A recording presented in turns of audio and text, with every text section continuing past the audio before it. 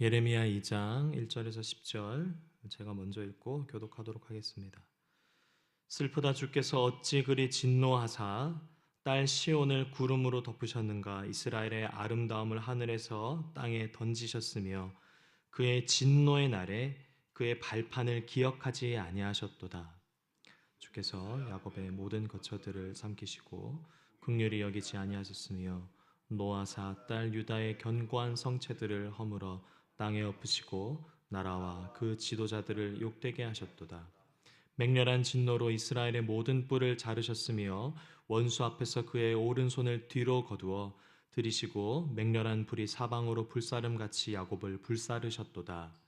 원수같이 그의 활을 당기고 대적처럼 그의 오른손을 들고 서서 눈에 드는 아름다운 모든 사람을 죽이셨으며 딸 시온의 장막에 그의 노를 주께서 원수같이 되어 이스라엘을 삼키셨으며 그 모든 궁궐들을 삼키셨고 견고한 성들을 무너뜨리사 딸 유다의 근심과 애통을 더하셨도다. 주께서 그의 초막을 동산처럼 헐어버리시며 그의 절기를 폐하셨도다. 여호와께서 시온에서 절기와 안식일을 잊어버리게 하시며 그가 진노하사 왕과 제사장을 멸시하셨도다. 여호와께서 또 자기 제단을 버리시며 자기 성소를 미워하시며 궁전의 성벽들을 원수의 손에 넘기셨음에 그들이 여호와의 전에서 떠들기를 절기의 날과 같이 하였도다. 여호와께서 딸 시온의 성벽을 헐기로 결심하시고 줄을 띠고 무너뜨리는 일에서 손을 거두지 아니하사 성벽과 성곽으로 통곡하게 하셨음에 그들이 함께 쇠하였도다. 성문이 땅에 묻히며 빗장이 부서져 파괴되고 왕과 지도자들이 율법 없는 이방인들 가운데에 있으며 그 성의 선지자들은 여호와의 묵시를 받지 못하는도다. 딸 시온의 장로들이 땅에 앉아 잠잠하고 티끌을 머리에 덮어쓰고 굵은 배를 허리에 둘렀으며 예루살렘 처녀들은 머리를 땅에 숙였도다. 아멘.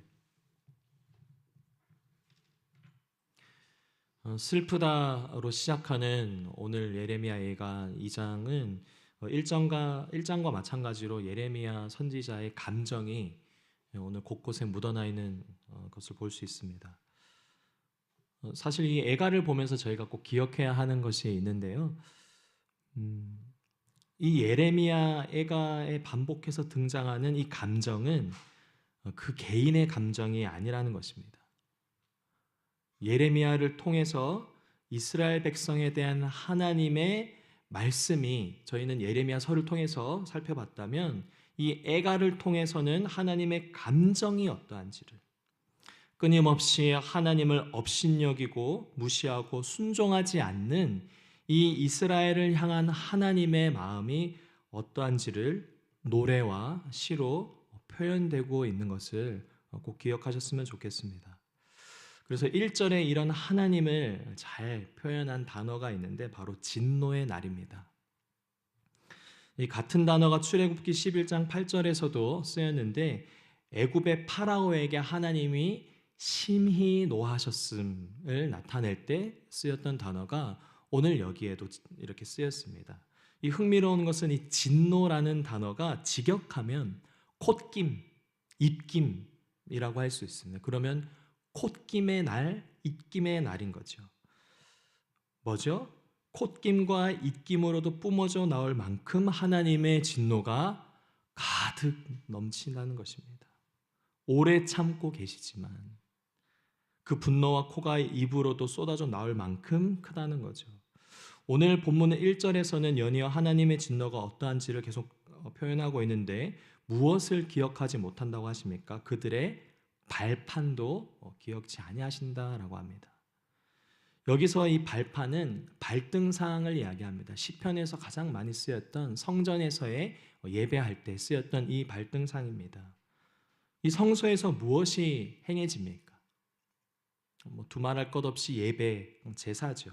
그렇다면 하나님은 이스라엘의 성전에서 드리는 이 예배를 기억하시지 않는다라는 겁니다.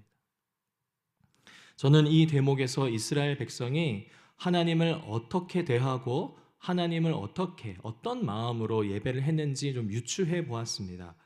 다들 아시는 바와 같이 이스라엘 백성은 하나님의 말씀을 순종하지 않았습니다.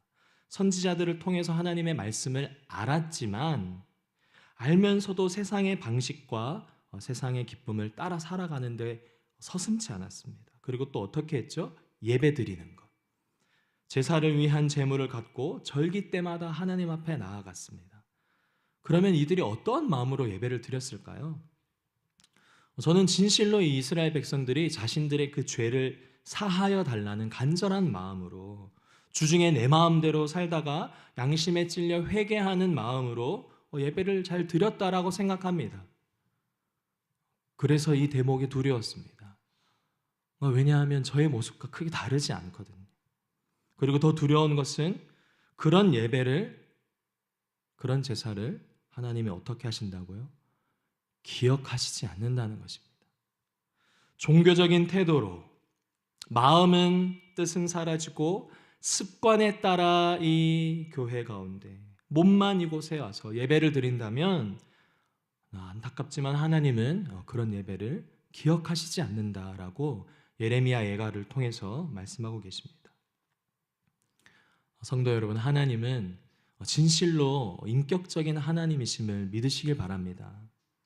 그리고 그 하나님은 우리의 인격적인 만남을 그 누구보다도 가장 원하시는 분이십니다.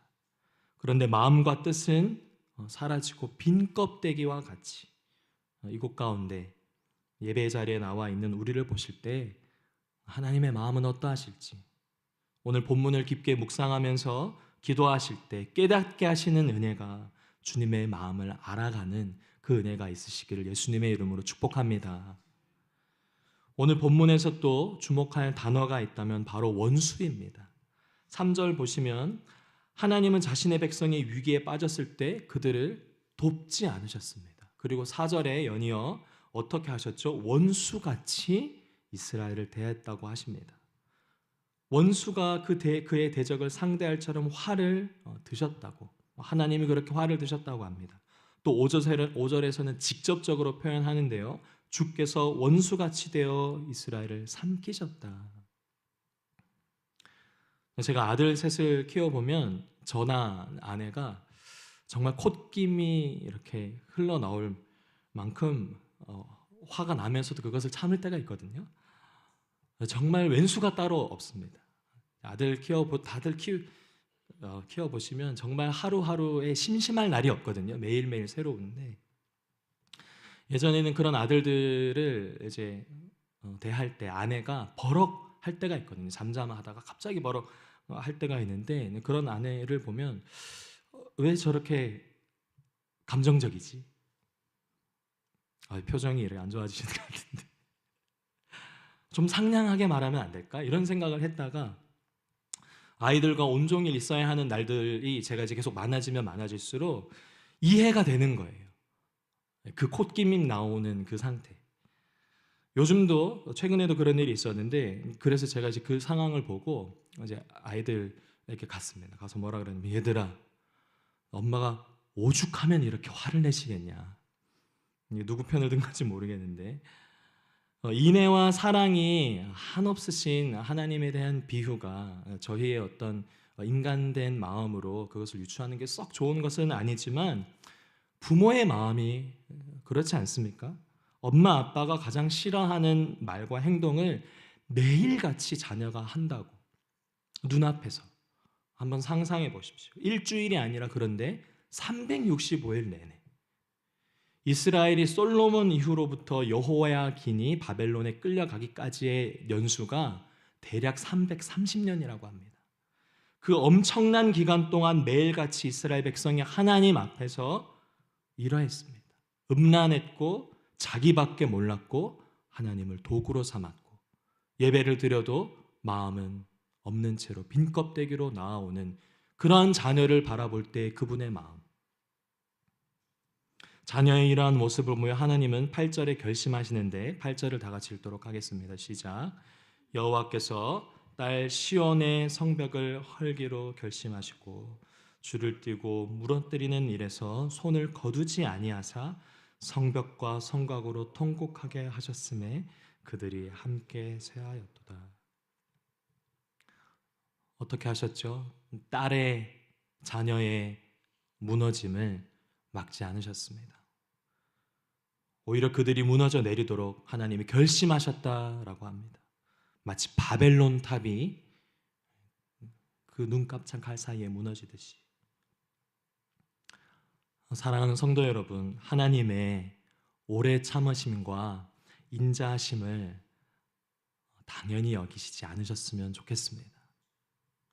그분의 오래 참으심, 콧김이 나올 만큼이나 오래 참으면서도 그들을 얼마든지 단번에 무너뜨릴 수 있으면서도 그 330년이라는 기간 동안 그렇게 사랑으로 오래 참으신 그 하나님이 오늘도 우리의 불완전하고 여전히 자기중심적이고 여전히 세상의 기쁨을 쫓아가는 우리를 보고 참으시고 계시는 분이신 줄 믿으시길 바랍니다. 그분의 작정하심이, 그 진노가 온전히 누구에게 쏟아졌습니까? 예수 그리스도입니다. 그분을 붙잡지 않고서는 단 하루도 주님 앞에 온전히 설 수 없는 존재가 바로 우리인 것을 믿으시길 바랍니다. 그래서 하나님의 은혜를 갈망하며 성령의 임재 가운데 오늘도 주님 앞에 감사함으로 살아가는 저와 여러분 되시기를 예수님의 이름으로 축복합니다. 잠깐 기도하도록 하겠습니다. 하나님 아버지, 오늘 예레미야 애가의 말씀을 통해 우리의 반복된, 거듭된, 죄악된 모습들을 다시 떠올리며 주님, 그러한 모습을 가리지 않고 가난한 마음으로 주님 앞에 나아갑니다. 주님의 오래 참으심이 있기에 그럼에도 불구하고 끝까지 포기하지 않으시고 우리에게 쏟을 모든 그 진노를 예수 그리스도에게 쏟으사 다만 우리를, 그 예수 그리스도를 믿는 우리를 구원하신 하나님 아버지의 놀라운 사랑을 감사하며 또 그 사랑을 찬양합니다.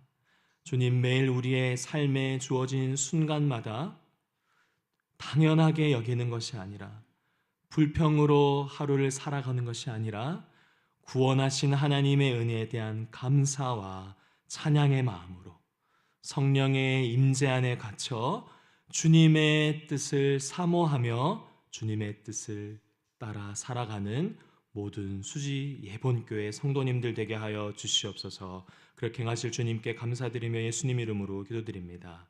아멘. 말씀을 기억하시면서 두 가지 제목으로 기도하기를 원합니다. 첫 번째는 성령의 충만함을 위해, 우리 자신을 위해 기도했으면 좋겠습니다. 주님이 이스라엘 백성의 모습이나 우리의 모습이나 다름없는 것을 주님 고백합니다.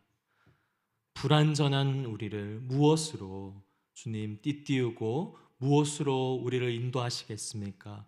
성령의 충만함으로 우리를 인도해 달라고 다 같이 기도하시고, 두 번째는 내일 드려질 주일 예배를 위해서, 다음 세대가 드리는 모든 예배에서 작년에 이르기까지 하나님, 이 예배가 빈 껍데기로만 와서 드려지는 예배가 아니라 가난하고 찢겨진 심령일지라도 주님을 간절히 찾는, 그리고 주님이 받기에 합당하신 그 예배되게 해달라고 우리 두 가지 기도 제목 기억하시면서 기도하시고 개인 기도로 하나님 앞에 나아가도록 하겠습니다. 좋으신 하나님 아버지, 주님의 인자와 그 사랑, 저희를 향한 주님의 한없는 사랑 얼마나 큰지, 주님 그렇게 참으시고 또 참으시는데 주님, 그러한 하나님 아버지의 사랑을 오히려 없이 넘기며 제 마음과